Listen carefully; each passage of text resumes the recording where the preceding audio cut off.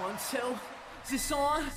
In wrestling, plenty of ideas get pitched, but only a small number make it onto the show. Battleground was supposed to be the return of War Games. The War Games was going to be me and a couple other guys who had been, fired versus the Shield. Vince hated the concept. He hates the double ring. It was WCW creation, and he didn't care for it. Oftentimes, the unused pitch sounds better than the creative that actually happened. I pitched that for a Hell in a Cell match, and I'm really into it, and I'm explaining it to him. I'm like, yeah, I'm gonna take a fucking box cutter, and I'm gonna rip that canvas off, and then I expose the wood.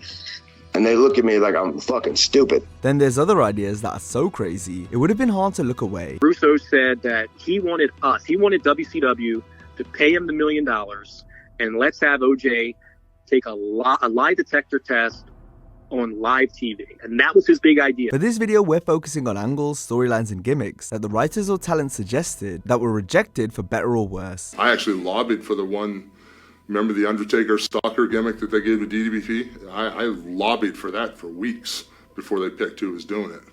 I thought that was the greatest thing ever, Glad it wasn't me.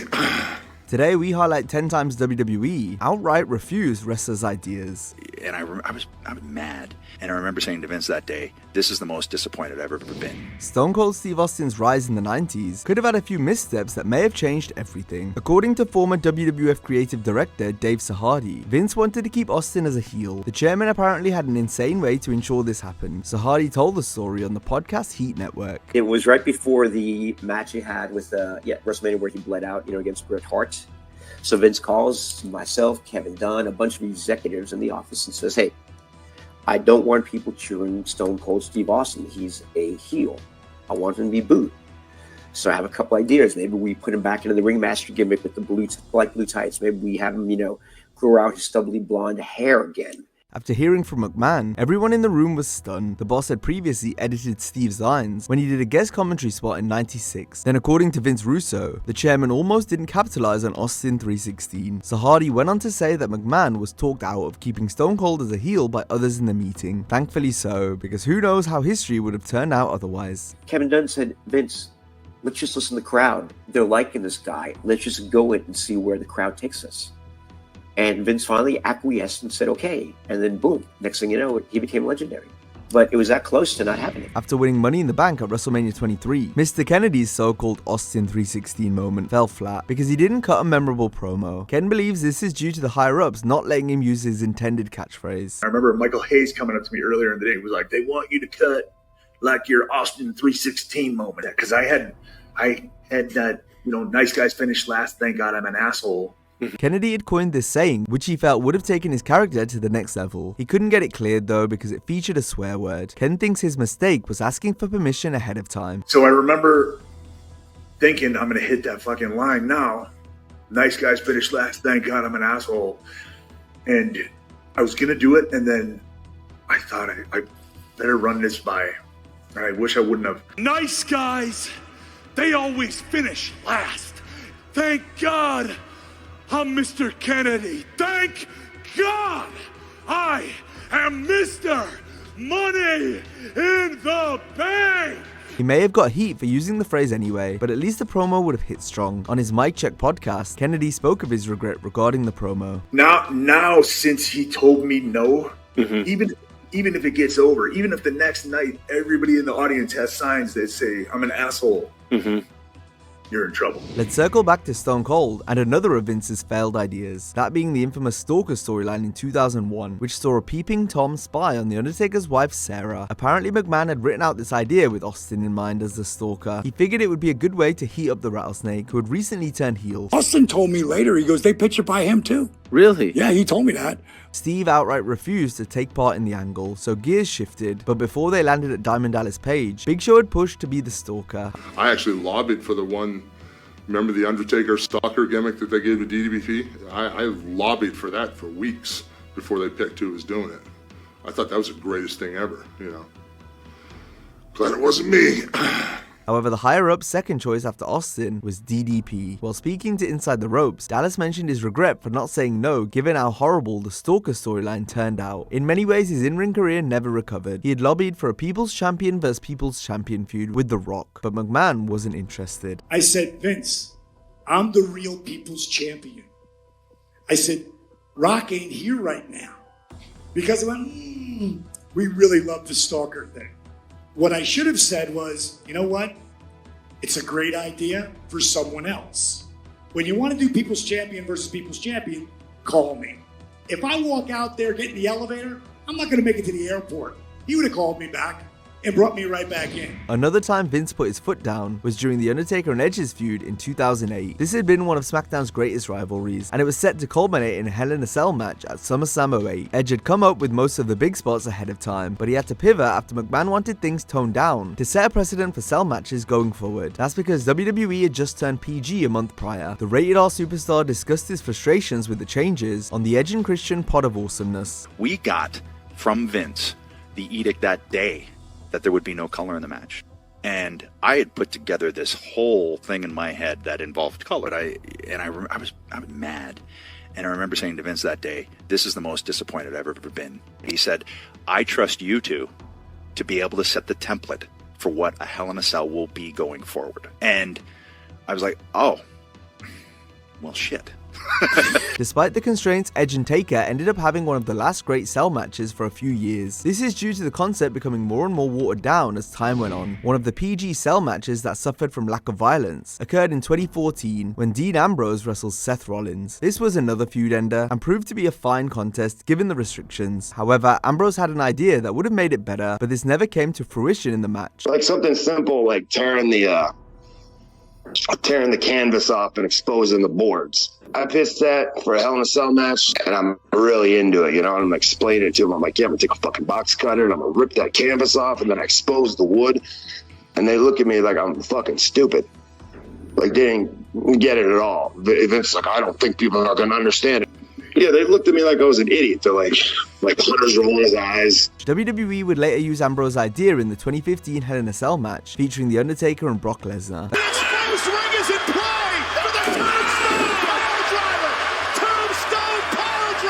As well as in Triple H's NXT during the Johnny Gargano and Tommaso Ciampa feud in 2018.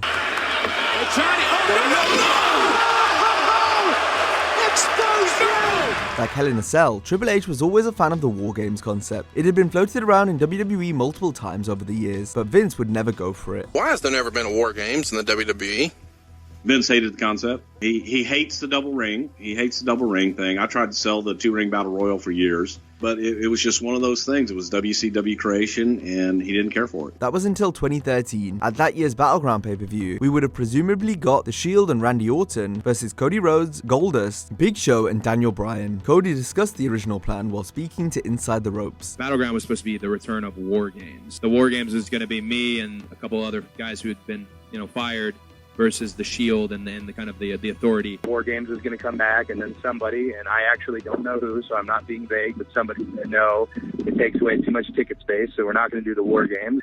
So many things didn't happen for it just to be the family match. Triple H eventually got to do War Games in NXT, and then later on the main roster once he became WWE's creative figurehead in 2022. Triple H and Stephanie McMahon's wedding angle from late 99 was said to have been thought up by Hunter after head writer Vince Russo left WWF. Vince had come to me and was like, I just do not have any ideas for this wedding. I have no idea what we're going to do. And he had kind of run a couple of things by me, and they weren't really anything great. And I was like, what if somehow when the wedding takes place, you find out that, I don't know, I Mickey'd your drink at the bachelorette party, and somehow it's one of those crazy Vegas nights and we end up married.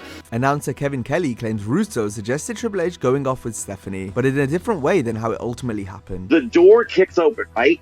And you see the backs of the bride and the groom. And Stephanie turns, she's on the left, she turns, and you can see that she's sort of half out of it, and says, you've made me the happiest woman in the world, as the minister is saying, I now pronounce you husband and wife. And you see the long hair, and you turn and you assume it's Test, and it's not, it's Triple H. Russo said his original idea was a vehicle to push Test as a top heel, as he was meant to leave Stephanie at the altar. Russo also denied claims made by Triple H, saying Russo didn't know where the story was going. I guess Triple H, was on some talk show or something, and he made the comment that, Russo knew how to start a story, but he didn't know how to end one. Our plan all along was for Test to stand her up at the altar. That was the plan, and we were going to make Test a heel, and Test was going to have an issue with Shane and the whole family. That's where we were going. Vince Russo had plenty of harebrained ideas that made it onto television, but some of his most outlandish ones were left on the cutting room floor. In WCW, Russo would tell the booking team he was doing all he could creatively, but the fans just weren't tuning in. He felt that the company needed some sort of publicity stunt to get eyeballs on the product. On the Lapped Fan podcast, former WCW magazine editor Kevin Eck revealed one of Russo's crazy schemes to bring in viewers. It involved paying $1 million to someone who was notoriously infamous. Russo said that he wanted WCW to pay him the $1 million, and let's have OJ take a lie detector test on live TV. And that was his big idea. That was his big idea, to bring the eyeballs back to WCW so all the fans could see the great storylines that he's putting on TV. I guess OJ had said something like, if he gets paid $1 million, he'll take a lie detector test on TV or something like that. He had made some kind of statement. Luckily, those on the board vetoed Russo's OJ angle. That's going to kill us quicker than anything else. I mean, luckily, that idea was shot down. But, you had the sycophants and the people who wanted to be on Russo's good side. Oh, yeah, Vince. Oh, that's a great idea. Yeah, oh, my goodness. Yeah, you had people. But luckily, no one with any kind of power signed off on that. But, those were the kind of things that he would pitch. Vince had got a lot of mad stuff on TV in 99 and 2000, but this was deemed a step too far by the WCW higher-ups. Chelsea Green is a throwback to the Divas era, given how big of a character she is compared to the in-ring aspect. That's not to say she isn't a fine wrestler between the ropes. Moreover, her persona is the biggest selling point. For all the great stuff she's done on screen, there's also been a fair share of entertaining and wacky ideas we haven't seen. Speaking to Fightful, Chelsea said how she was originally meant to come in as Mickie James' stalker, in a similar vein to Mickie and Trish's storyline back in the day. This is where I shine. Yes. Being crazy and acting. It doesn't have to be cheesy and over the top. It can be creepy and it can be relatable and it can be your crazy ex-girlfriend or your crazy best friend. And we did film a match. It did not air. And so, I did hear that it didn't get approved by Vince before we went out there. Who knows? Maybe Vince hated it. Green's Royal Rumble idea might be one of the most creative in Rumble history. It was revealed by longtime writer Ed Koskey on Netflix WWE Unreal. Get entrant 29 in there. Come in, there's only 2 women. They end up doing a double elimination. So whoever's number 30 automatically wins. Chelsea Green. Walks down, goes in. It's a Royal Rumble. Oh my God. That's it. This is one idea that could still happen, but Chelsea believes now it's all been said publicly, it's less likely. She spoke about this in a conversation with Chris Van Vliet. I wish he never said it. I wish it never aired, because now it won't happen. That's my thought, right? Is that now we have to wait at least 5 years for it to happen. I thought that was such a good idea, and I hope that they use it. For me, yes, but if not on me, somebody. We've saved the most ridiculous and preposterous angle for last. The storyline involved Mansoor and was pitched by SmackDown's lead writer in late 2021. Mansoor explained the idea on his MXM Collection YouTube channel. Vince really wanted Aaliyah to be in a relationship with anyone. And the writers were frantically going around. I remember this. They were frantically going around SmackDown going, hey, can you do an angle with Aaliyah where you're her boyfriend? And I remember it was a bunch of people going, my wife won't let me do that. And they're like, fuck. So my writer pitched something where it was me and Aaliyah and Angel Garza were going to have some kind of love triangle. And the head writer goes, how about instead we reveal that Mansoor was the mastermind behind 9/11? I was born in 1995, so that would make me 6 years old. Mansoor also noted how his assigned writer got scolded by the head writer for saying the 9/11 angle was a bad idea. Even if the pitch was initially said as a joke, the angry response shows how toxic things were for the WWE creative team, especially those in entry-level roles, like was the case here. Mansoor believes because of this negative reaction, his writer was hesitant to pitch anything involving him going forward. What does bother me is that my writer, who I only have one of, pitched an idea for me and had an incredibly negative reaction that she would most likely not want to replicate ever again. That was what my writer got as a reaction to making a pitch for me. There is no fucking chance I ever get a pitch made for me ever again. Now, if you enjoyed this video, be sure to check out our similar video on 10 times WWE screwed wrestlers out of their own ideas. Hope you have a great day, and I'll see you next time.